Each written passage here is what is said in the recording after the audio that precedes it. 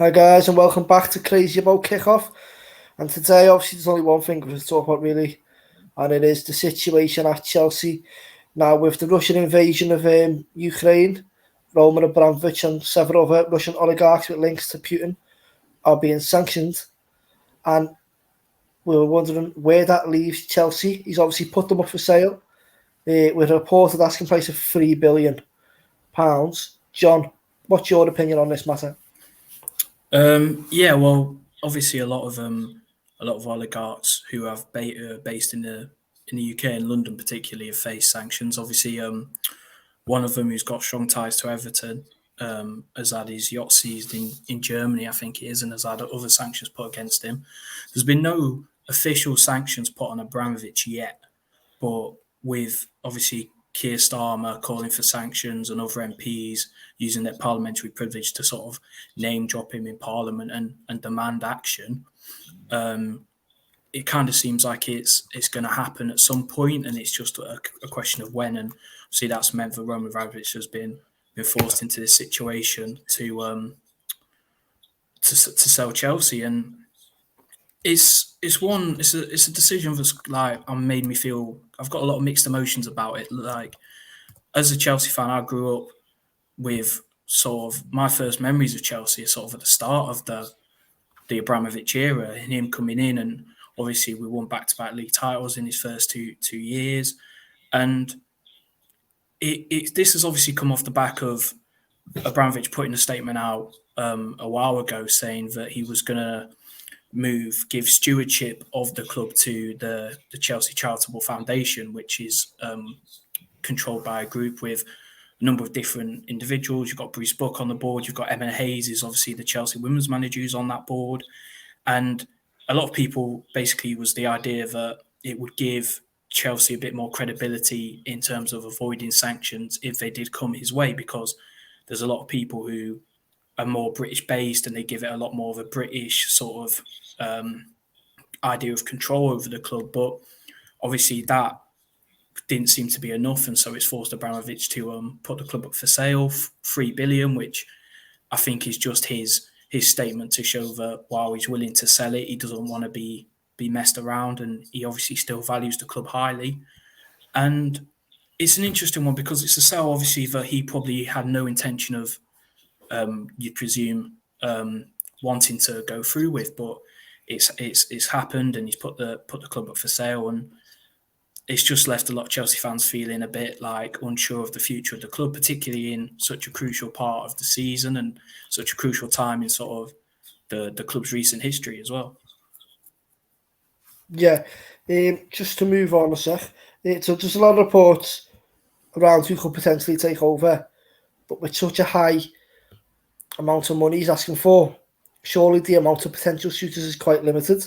And who are these potential new owners who are getting linked with Chelsea FC? Yeah, well, I think if you look at the statement he put out to the Chelsea fans and to everyone about when he was going to sell it, there was a few interesting sentences and points, choice of wording in it, and one was that he wasn't going to ask for any of the loans to be repaid. Now, I think a lot of Chelsea fans assume that means that since he's took over, Chelsea are technically indebted to Abramovich for £1.5 billion. And I think a lot of Chelsea fans assume that means that he's just going to write that off and not in as a result he wants to get the sale done quickly, so he's not going to worry about trying to get loans and that. That isn't exactly what it means. It's a lot more to do with that he's not going to ask for that money off the club because that's money the club don't have. So it's really not, doesn't mean a lot really in that sense.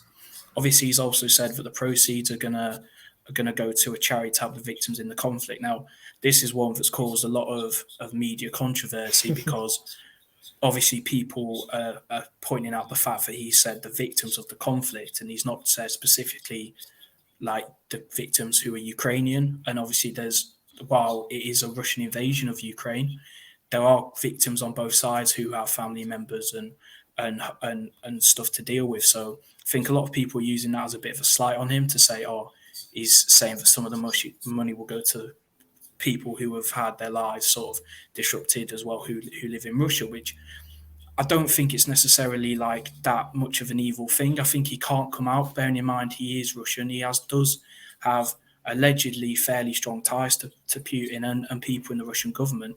I don't think he can come out and just say he's going to send all this money over to Ukraine, because what position does that put him in, not just on a business level, but on a personal level, for Yeah, him and his we know family? that if you cross, well, allegedly, if you cross Putin, it could be curtains for you. So yeah, obviously Exactly. And he doesn't want to turn this back on all his allegiances at the end of the day, does he? yeah, But and we'll move people on. forget Who that can? Oh, go on, go on. people forget as well that these ties to Putin and the way he made his money and the way that a number of these oligarchs made their money, was from the guy previously in charge of, before Putin, and they made a deal that basically they would finance, his campaign.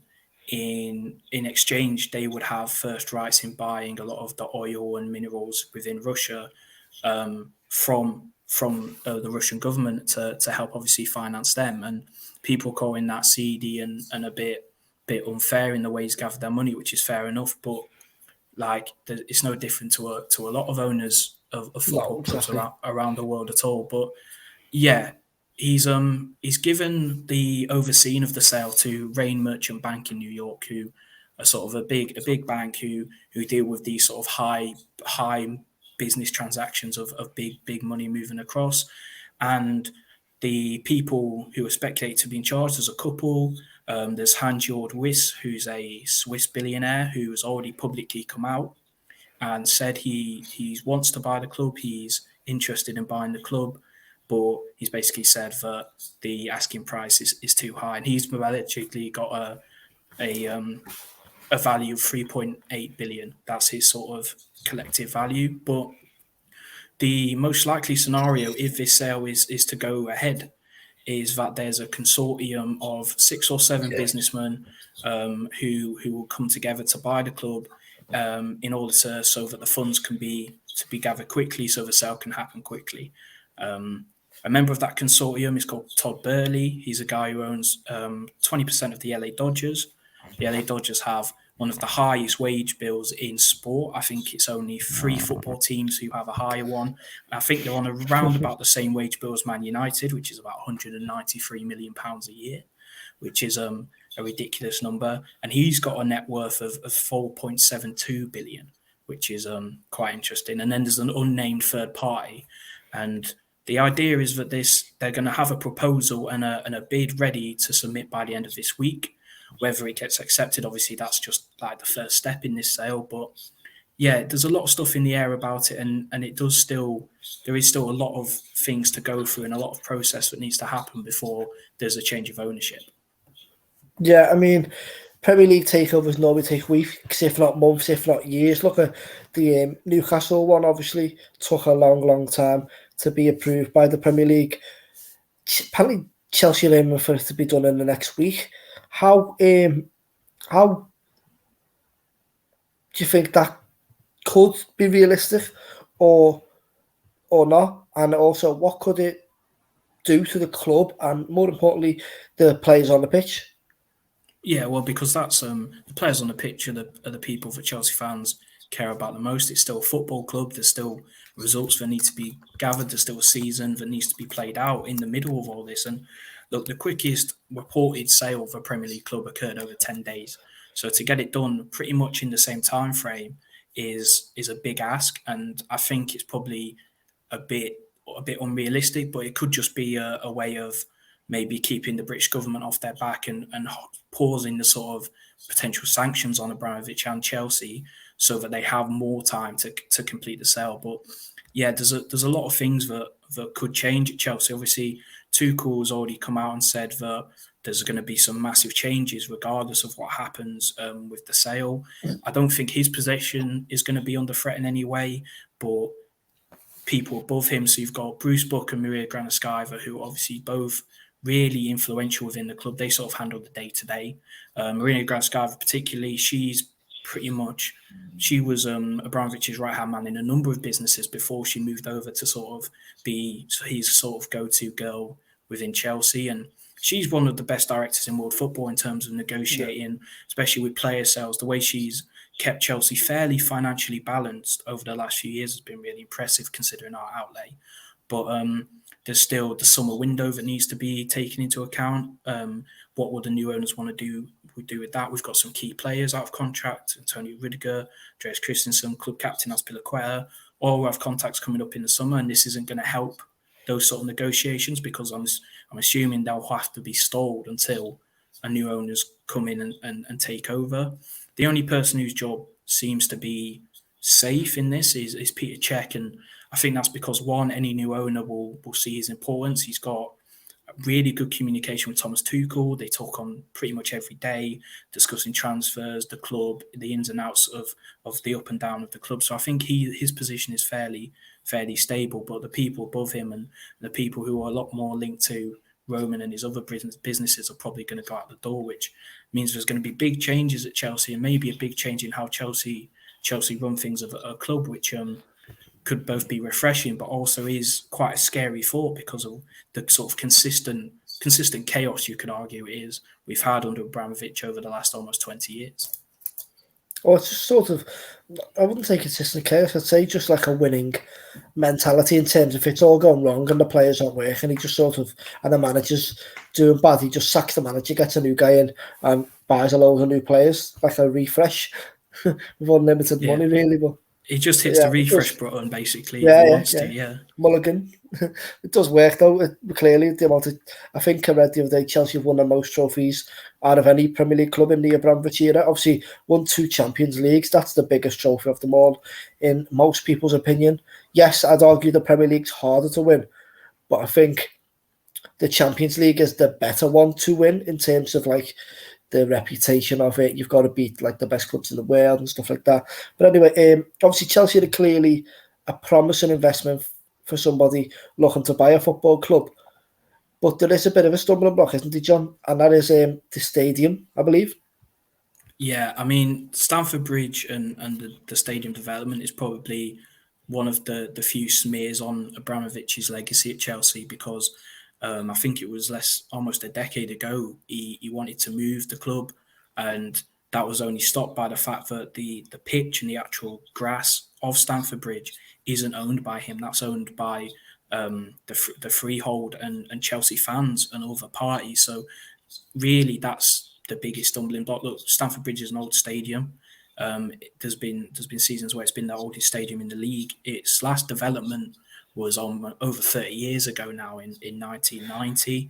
And there was a big surge of intent to redevelop Stamford Bridge not that long ago. Abramovich was ready to pump in about over £1 billion of his own money to make Chelsea Stadium the best in the world while keeping it in West London and on the King's Road. But if obviously now that's not happening, the possible redevelopment is going to cost someone probably between £1.5 and 2.2 billion £2.2 billion, which is an insane amount of money for a new owner to be willing to put into the club after they've just bought it for what will probably be an obscene amount of money. But and the other issue you have is that because of the way that the ownership of it works is that you can't even move the club away from Stamford Bridge because any club that moved away would have to forfeit its rights to be called Chelsea Football Club. So you'd have to forfeit the name. So you couldn't even you can move it to any part of London. You can move it 2 miles down the road, but in essence, it still wouldn't be Chelsea Football Club. And that's the only probably issue that fans have had with Abramovich over the years. You can argue about certain club legends being hastened out the door too quickly and people disagreeing with that. But I mean, you can't argue with the results of those decisions. So it is an interesting one, and that is probably the biggest stumbling block because you're asking for someone to come in and buy it for an obscene amount of money. And then if they want to do anything with the stadium, you're then asking them to put in a further obscene amount of money, which is going to make it a very, very interesting time. So there are a lot of issues and speculation surrounding this sale, isn't there, really? We obviously spoke earlier about what it means to you as a fan. Just to finish, what are your final thoughts on the fall of the Roman Empire at Chelsea FC? Well, yeah, that's what it is. It's been an empire. Like I think it's 19 major trophies since he took over. You talked about two European Cups, two Europa Leagues, five Premier Leagues, five FA Cups, Club World Cup, the most recent one, Super Cup. So he has.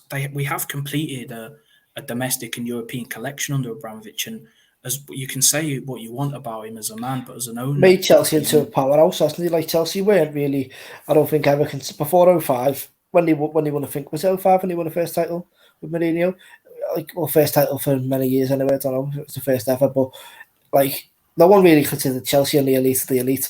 Really did they? And they didn't even consider them like Arsenal per se were always considered the elite of London. Whereas now I would argue it's Chelsea Yeah, no, personally. 100%, 100%. Like, I think it was our first league title in about 52 years or something. So it makes Liverpool's drought look pretty insignificant in comparison. And Yeah, that's what's crazy about it. He's made Chelsea the global brand, the European and world powerhouse of football that it is today. And it's not just his impact on Chelsea that is substantial, it's his impact on British football.